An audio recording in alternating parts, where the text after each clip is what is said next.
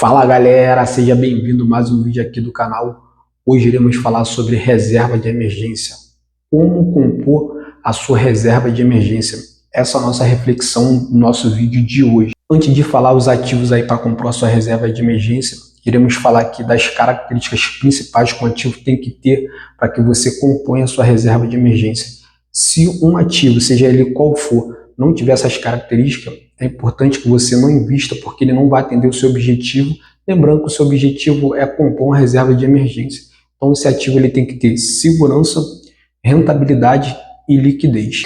A primeira característica principal é a liquidez, ou seja, você só deve investir em um ativo se ele for líquido, muito líquido. Isso significa dizer que você só pode investir em um ativo para compor a sua reserva de emergência se ele tiver uma liquidez diária, ou seja, se você puder resgatar ele no ato, ou até D+1, que significa você resgatar ele no dia seguinte. É muito importante que você entenda isso. Por quê? Porque tem alguns ativos, principalmente de renda fixa, que eles normalmente têm um prazo de longevidade para ser resgatado. Alguns com 90 dias, outros com 180, outros com 360, e até tem alguns ativos que têm mais de um ano de liquidez. É importante que você entenda que para você alocar um ativo, ele tem que ser de liquidez imediata. Por quê? Porque você está querendo compor uma reserva de emergência. E porventura, se vier acontecer algum problema na sua vida, você não vai esperar, por exemplo, 30 dias para o dinheiro cair para você sanar aquele problema. Pelo contrário, você quer o dinheiro na hora. Então é importante que você invista num ativo que tenha altíssima liquidez. A segunda característica é a rentabilidade. Você só deve alocar os seus ativos se ele tiver uma rentabilidade que no mínimo ele pague 100% do CDI, que nada mais é do que a nossa taxa Selic. Se algum ativo ele estiver te pagando menos do que esse 100% do CDI, ideal que você não invista. Não é aconselhável que você invista em ativo nenhum que te pague aí menos do que a nossa taxa básica de juros, que é a nossa Selic. A outra característica muito importante é a segurança. Lembrando que se você está comprando uma reserva de emergência, você quer segurança, ou seja, você não quer perder o seu dinheiro. Em algum determinado momento você possa ser que você deixe de ganhar algum dinheiro, isso é normal. Por exemplo, se você investir no Tesouro Selic e a taxa Selic cair, você vai ter uma rentabilidade um pouco menor, porém você não vai deixar de ganhar o seu dinheiro. Invista sempre em um ativo que ele tem uma segurança, ou seja, um CDB, por exemplo, que tem a segurança do FGC, o Tesouro, que tem a própria segurança do Tesouro Nacional. Não invista em ativo nenhum que não vai te dar uma segurança no futuro. Por exemplo, uma ação, que é uma renda variável e que você pode ter uma rentabilidade um pouco maior do que você, por exemplo, investir num título de renda fixa, porém você possa ver o seu patrimônio derreter na hora que você vai pegar, no caso ali, resgatar o seu dinheiro.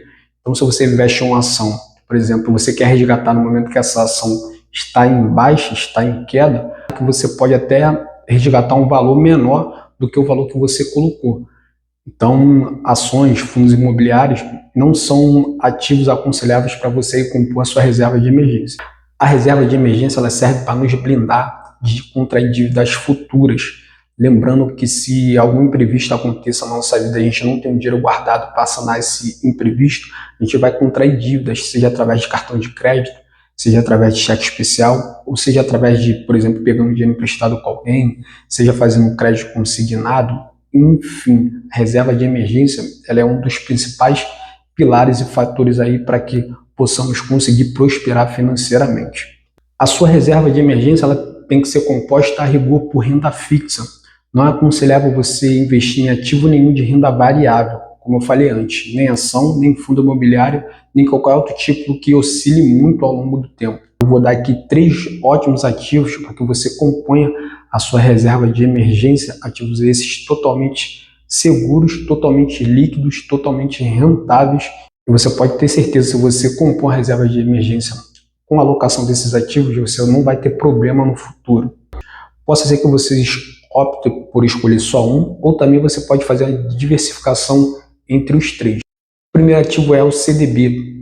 O CDB nada mais é do que um título aí emitido por iniciativas privadas, principalmente por banco, e você pode escolher um CDB do seu banco que você tenha conta, ou então você pode escolher um CDB de um banco grande. É sempre aconselhável que você sempre escolha um CDB de um banco muito sólido, um banco que já tem um nome no mercado, um banco que já tem um lastro, você descarta, por exemplo, esses bancos muito novos que estão aparecendo no mercado, não porque eles não são confiáveis, e sim porque eles não têm ainda um lastro suficiente, um corpo, uma robustez suficiente para que você coloque o seu dinheiro ali. Por mais que você se sinta atrativo por bancos menores, que normalmente esses bancos eles têm uma taxa normalmente um pouco mais atrativa do CDI, normalmente esses bancos pequenos costumam pagar 110, 120, às vezes até 130% do CDI, não é aconselhável que você invista nesses bancos pequenos.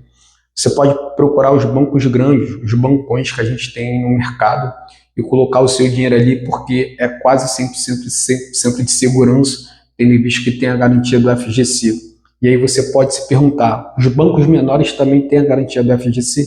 Tem, só que a probabilidade dos bancos menores ter uma problemática ali para te pagar no futuro é bem maior do que os bancos grandes. Então por isso que você sempre vai encontrar os bancos grandes no máximo pagando 100% de CDI. Isso daí já te atende às suas características.